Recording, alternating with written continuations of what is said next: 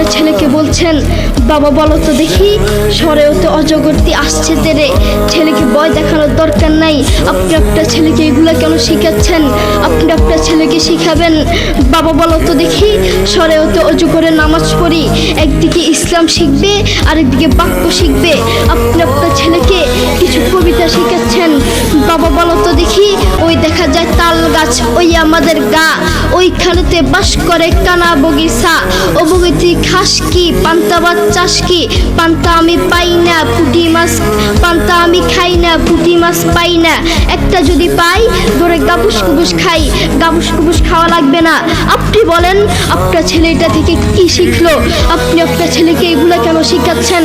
আপনি আপনার ছেলেকে বলবেন, বাবা বলো তো দেখি, ওই দেখা যায় কবর, ওই আমাদের ঘর, ওইখানেতে থাকতে হবে অনেকটা বছর, ও কবর তুই চাস কি, নেককার লোক পাস কি, নেককার লোক পাই না, একটা যদি পাই ধরে জান্নাতে ঢুকে, ঠিক কিনা?